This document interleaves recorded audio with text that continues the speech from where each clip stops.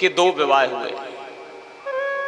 प्रथम विवाह सुनीति नाम की रानी के साथ हुआ। उत्तानपाद महाराज का सुनीति के साथ विवाह हो गया। बहुत समय बीत जाने के बाद महाराज उत्तानपाद के कोई संतान न हुई, तो महारानी सुनीति ने आग्रह किया कि महाराज, वंश का विस्तार बहुत जरूरी है।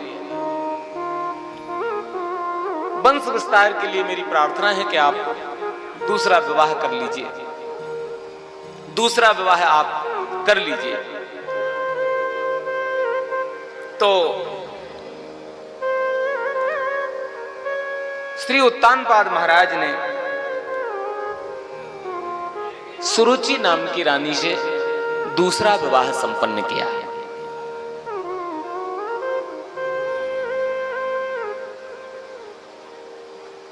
दूसरा विवाह सुरुचि के साथ हुआ। सुरुचि राजा के साथ विवाह करके जैसे ही घर में पधारी, सुरुचि ने देखा कि सुनीति रानी पहले से ही है, तो इसकी खोपड़ी खराब हो गई। महाराज के द्वारा पता चला कि ये बड़ी वाली रानी है, इसका व्यवहार बड़ी रानी से बहुत गलत हो गया।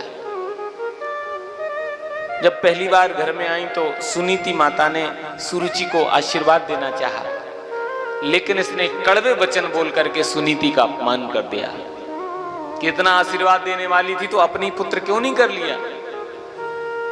लेकिन सब अपमान भी सहन करती रही सुनीति। लेकिन सुनीति ने देखा कि मेरे रहने से, राजभवन में रहने से सुरुचि को अच्छा नहीं लग रहा है, नित्य नया कलेश खड़ा करे रहती है। तो बड़ी रानी सुनीति ने अपने आप को राजभवन से अलग कर लिया। बताते एक पर्णकुटी बना करके रहने लगी।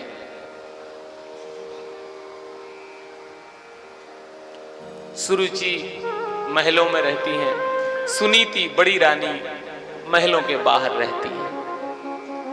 सुनीति को लगता है कि मेरे रहने से अगर कोई क्लेश अशांति होती है तो मैं अपने आप को अलग करती हूं।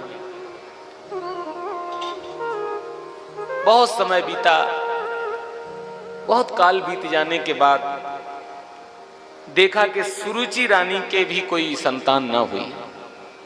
अब बड़ी चिंता हुई कि दूसरा विवाह भी कर लिया, संतान नहीं हो रही है।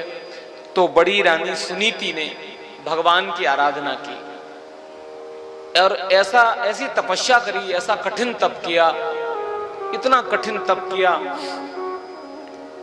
कि उस तपस्या के प्रभाव से भगवान प्रसन्न हुए।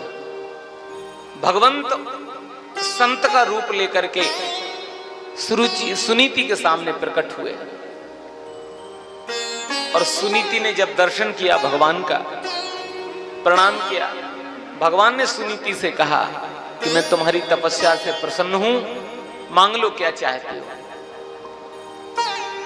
सुनीति ने देखा कि भगवान सामने खड़े हैं, तो सुनीति ने एक ही वरदान मांगा कि प्रभु, अगर आप मेरी तपस्या से, साधना से प्रसन्न हैं तो मैं एक ही विनती करती हूं, मेरी एक ही इच्छा है, एक ही वरदान मांगती हूं कि मेरी छोटी बहन जो सुरुचि है ना, उसके कोई पुत्र हो जाए, उसकी गोद भर जाए पुत्र रत्न से। भगवान इतने प्रसन्न हुए ये भाव देख करके।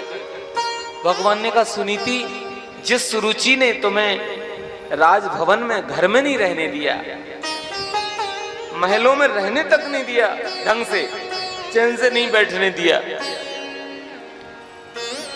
तुमने राजमहल का सुख छोड़ा, घास फूस की एक कुटी बना करके रही, इतना कठिन तप किया और मुझे प्राप्त किया और मैं वरदान देने के लिए खड़ा हूं, तो तुमने अपने लिए कुछ नहीं मांगा, तुमने उसके लिए मांगा जिसकी वजह से तुम घर में नहीं रह पाई है।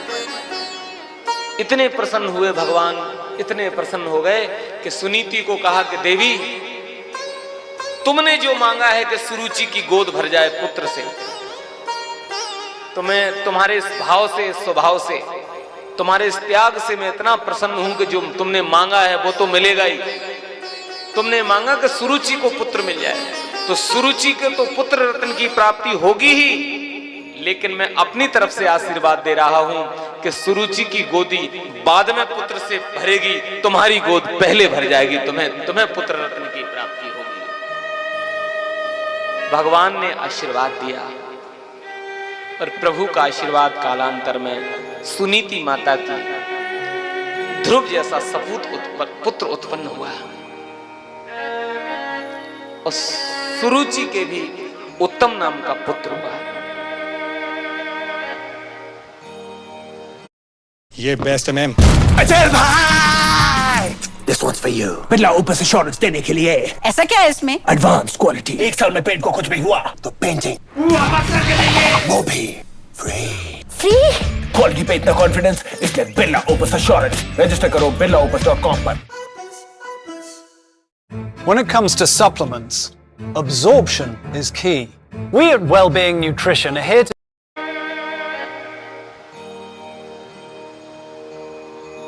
दोनों पुत्र कुछ बड़े होने लगे, चलने फिरने लगे। एक दिन सुनीति के पुत्र ध्रुव छोटे छोटे बालकों के साथ राजभवन की तरफ गए। राज दरबार में महाराज उत्तानपाद अपने उच्च सिंहासन पे अपनी गादी पे विराजित थे। बगल में ही सौतेली माता सुरुचि बैठी थी और उत्तानपाद महाराज राजा की गोद में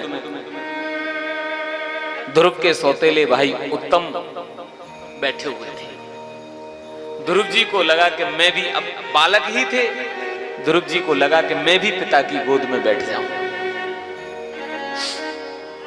ध्रुव जी महाराज जैसे ही पिता की गोदी में बैठने के लिए उद्यत हुए, तैयार हुए, बैठने के लिए आगे बढ़ने लगे, उसी समय पास में बैठी सुरुचि ने बांह पकड़ के, ध्रुव का हाथ पकड़ के झंझकोड़ते हुए पिता के गोदी से दूर कर दिया और अपशब्द कहने लगी, दुर्वचन बोलने लगी कि रे ध्रुव, तू इस गद्दी पे बैठने का, गोदी में चढ़ने का अधिकारी नहीं है। ध्रुव ने हाथ जोड़ करके कहा, मां क्यों नहीं बैठ सकता हूं, क्या मैं, मेरे पिताजी नहीं है क्या? तो सुरुचि अभिमान के वशीभूत इतनी हो गई कि सुरुचि कहने लगी, ये तुम्हारे पिता हैं, ये तो ठीक है, लेकिन ये तुम्हारे पिता हैं इतने मात्र से ही तुम इस गोदी में नहीं बैठ सकते, उस गद्दी पे नहीं बैठ सकते हो। क्यों? पिता है इतना तो ठीक है, लेकिन इस गोदी पे बैठने के, गद्दी पे बैठने के लिए तुम्हारे लिए मैं मां हूं, तो मेरी गोदी से जन्म, मेरी कुक्षी से, मेरे उदर से तुम जन्म लोगे, तब जाकर के इस गद्दी पे बैठ पाओगे। अभी क्यों नहीं बैठ सकता हूं मां? तो सुरुचि कहती है कि अभी तुमने उस अभाग्नि के उदर से जन्म लिया है कि तुम्हें इस गद्दी पे बैठने का अधिकार नहीं है। अपनी मां के लिए अभागन शब्द सुना तो ध्रुव जी को सहन नहीं हुआ और जय हो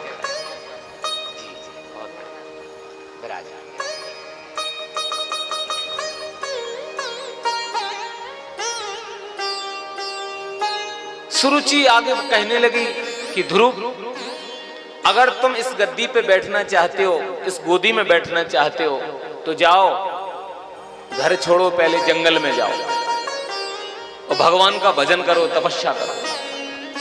भगवान मिल जाए तपस्या के बल पर तो भगवान से वरदान मांगना कि प्रभु,